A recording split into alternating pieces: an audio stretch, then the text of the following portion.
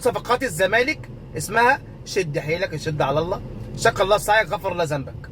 طيب دلوقتي كل الفرز الاول طار وكل اللعيبه السوبر طار، ومع ذلك في دلوقتي القدامى من نادي الزمالك، وطبعا الصحفيين المنتفعين، وطبعا اللجنه الالكترونيه اللي شغاله دلوقتي، وطبعا الناس دلوقتي اللي نسيت النادي الزمالك ما تفكرش غير في الريتش بتاعها، يقول لك ايه؟ لازم ندعم الاداره. يا جماعه النادي ما بيقفش على اي لعيب. يا جماعه ان شاء الله هنجيب لعيبه سوبر. يا جماعه اقفوا مع النادي. نقف مع مين؟ نقف مع ناس ما عندهاش فكر، نقف مع ناس ما تحبش غير نفسها، نقف مع ناس كارهه نفسها، نقف مع ناس ما بتحبش لعيبه الكوره، ما بتحبش نجوم الكوره، شغالين من دماغهم، شغالين يشحتوا بس ما بيفكروش، وهم رجال اعمال. شغالين يقولوا مستر ممدوح عباس فين؟ مستر ممدوح عباس لما شال ايده احنا وقعنا. يعني كانت كل الحوارات دي في الانتخابات عشان خاطر ممدوح عباس. يعني ممدوح عباس لما كان شال ايده نادي الزمالك يقع. يعني الناس دي ما عندهاش فكر، الناس تعرفش في الكوره، والله العظيم بيفهم في الكوره. طب الدوري احنا شفناه دلوقتي، الكاس شفتوا زد، شفتوا المصري، شفت سيراميكا، شفت الاسماعيلي، ده لسه الانديه الثانيه بقى. طب احنا هنحارب ازاي في الدوري باللعيبه دي؟ باللعيبه الدرجه الثانيه دي؟ ده احنا ما عندناش ولا بديل، ده احنا ما عندناش غير 2 لعيبه منتخب مصر.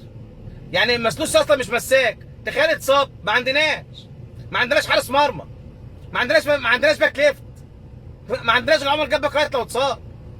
مع زيزو لو اتصاب 50% من قوتك راحت. وعايز هتحارب ازاي؟ هتحارب على المنافسه.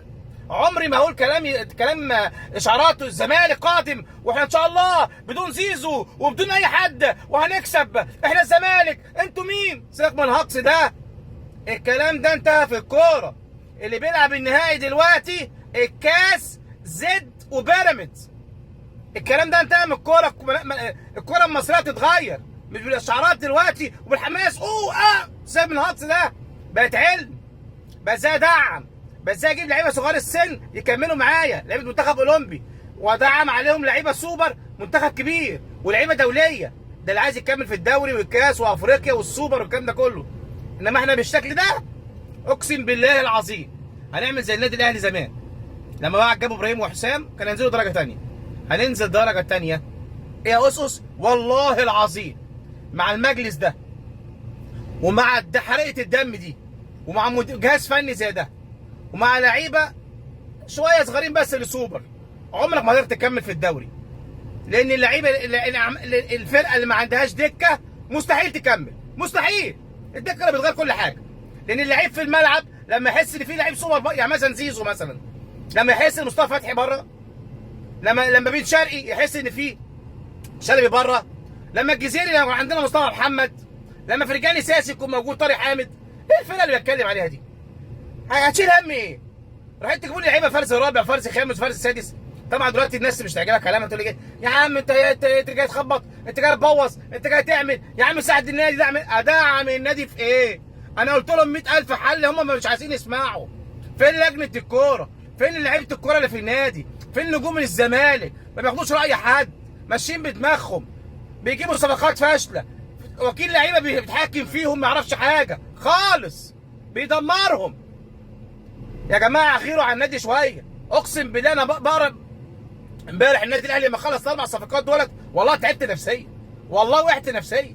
ما عندناش صفقات خالص يا جماعه. معقوله هنلعب ازاي يا جماعه؟ يا جماعه راعوا ربنا، لو انتم مش قادرين سيبوا التركه، كتر خيركم. عارفين كانت مسؤوليه جامده وعارفين انتوا تعبتوا وملفات كبيره وملفات تانية اتفتحت، كتر خيركم والله، والله التاريخ هيرحمكم ولكم متشكرين جدا.